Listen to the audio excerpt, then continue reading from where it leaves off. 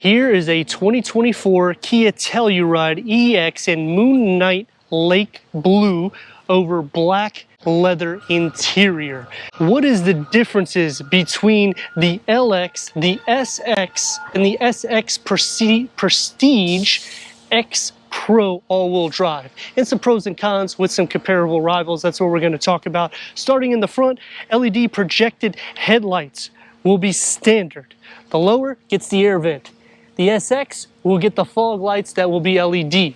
The clearance will increase to 8.4 inches when you go to the SX Prestige all-wheel drive, which will also add a self-leveling rear suspension, all-terrain 18-inch tires. Standard will be an 18. This is a 20-inch wheel with the gloss black. It's a two-tone. All trims will tow 5,000 pounds except for the SX Prestige X Pro all-wheel drive increases to 5,500 pounds, and you'll get a heavy-duty roof rail for the top. Here we get the satin aluminum that's going to brush around, LED turn signals, and then on the lower it's going to be more settle. It'll look a little bit more of that off-road performance once you go up the tier. LED taillights and the gloss black around the lower roof spoiler, Kia Telluride badging, and we get the reverse parking sensors with the reverse camera, dual exhaust on one side. All engine options will be powered with a 3.8 liter V6 with 291 horsepower, 262 pound-feet of torque paired to an 8-speed automatic transmission, achieving 20 mpgs for the city and 26 mpgs for the highway. And the SX Prestige X Pro will have the center locker for the all-wheel drive. This is going to have more horsepower than the new Pilot, also having more horsepower than the Jeep Cherokee 3.6 liter. Power liftgate going into 21 cubic feet of storage. The nice thing about the Telluride is you have a huge underneath storage. 12 volt. You can split the rear bench at a 60-40 split. This is going to increase the cargo to 46 cubic feet. Split fold the second row at that 60-40 split, maxing cargo to 87 cubic feet. The Honda Pilot will be the most at over 100 cubic feet. This is the V6, 3.8 liter. Let's go inside, start it up, so you can hear that exhaust.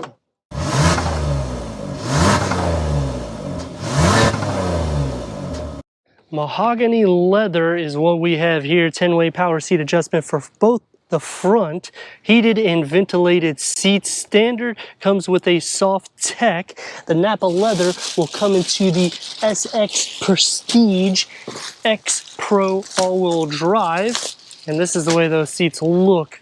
Not going to be an issue, and you sit quite high. The same thing with leg space. The footwells are wide and deep, even so that I put my bag to show you that you would still have room for the passenger.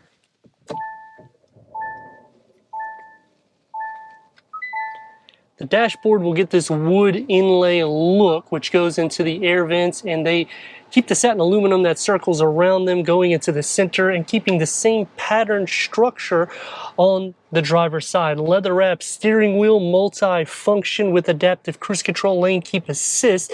This is the 2 digital readers, which you can have a quick wedge here, or you can expand that out to have your navigation, Apple CarPlay, Android Auto, Sirius XM, AM, FM, streaming Bluetooth audio, Kia Connect, Wi-Fi hotspot will start on the LX. Put it into reverse with a reverse camera, and the lines do move, and you get the reverse sensors, which also show you on the gauge cluster that can go through an array of information, including the turn-by-turn navigation in different settings. When you change the driver mode, it will change the color scheme. Ambient lighting starts on the SX dual climate control settings for your heated ventilated seats. You can also close this up, but leave it open, and you got your wireless charging pad, which does not come on the LX.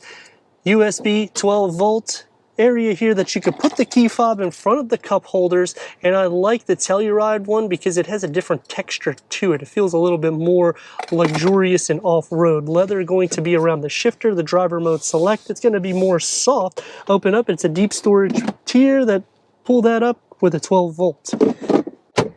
We have the auto dimming rear view mirror with a moonroof. The pano starts on the SX, and the dashboard will wrap around, integrating into the door panels. Harman Kardon starts on the SX. It's going to be soft to touch with the wood and the satin aluminum inlays, one touch up and down for all the windows, and a long storage pocket with a beverage holder carved out. Headroom is not an issue, nor is leg room for the second row. Storage in your hangers with USB ports behind both of the front seats, 12 volt and cup holders. But no third climate control? No, we have that right here in the ceiling with some more air vents. Sunshades start on this tier. The door panel will have the same materials found in the front and about the same size storage pocket with a beverage holder in the center. We get a armrest that we're going to fold up, and we can also adjust these back, and you can really relax. And they recline and they adjust forward, in which it'd be a little bit tight. Sliding over to the center, the floor is almost completely flat, but you do have your own little area you can put your feet.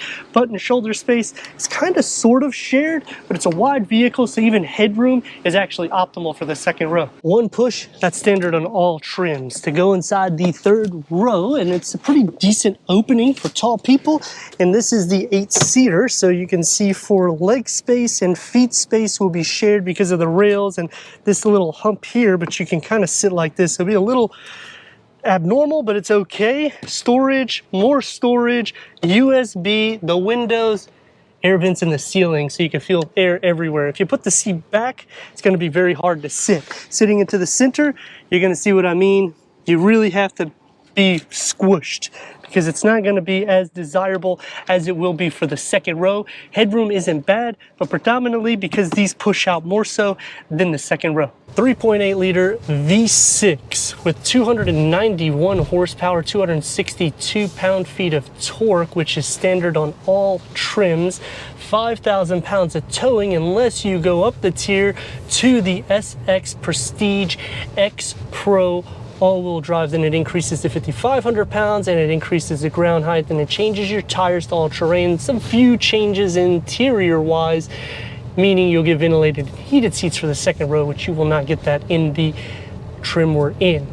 But what I like about this tier is you're getting pretty much everything for your daily use. You get the QI wireless charger, you're getting the 2 screens, no 360 camera, which would be nice to get that. But in the same token, we're under a 50 grand price point. So when you're in the mid $40,000 for third row and have 8 seats, you're getting quite a bit as a blend. Going against the rivals, the new Honda Pilot, it has more cargo. It's going to have the same towing capacity on the all-wheel drive, and it feels like you have more room in the third row. For the CX-90 Mazda, that's going to be a lot more tight, and it's going to be right at the same cargo capacity, in which this is going to have a deeper storage pocket in the cargo compared to all of the competition. That's going to take me to some pros and cons, and starting off with the pros, the EX is basically the sweet spot in the sense of all of the amenities that you're getting. You get the sunshades. They're not power adjustable, but they're still usable for a daily use. 5,000 pounds of towing is right on point for all of the competition, in which what I like so much more about this is you get a lot more soft materials. It's very similar to the Mazda CX-90, but it sets itself in a tier that people compare this against luxury line vehicles. With upgraded 20-inch wheels, the road noise does filter in, but the ride is still comfortable. And braking, you have to do some hard brakes. You can do that. We're going to throw it into sport mode. I would say that it has a better braking than the Honda Pilot, because that one seems, since they've increased the length and the width, it just doesn't feel as airtight, even though they've increased the brakes. And here we go.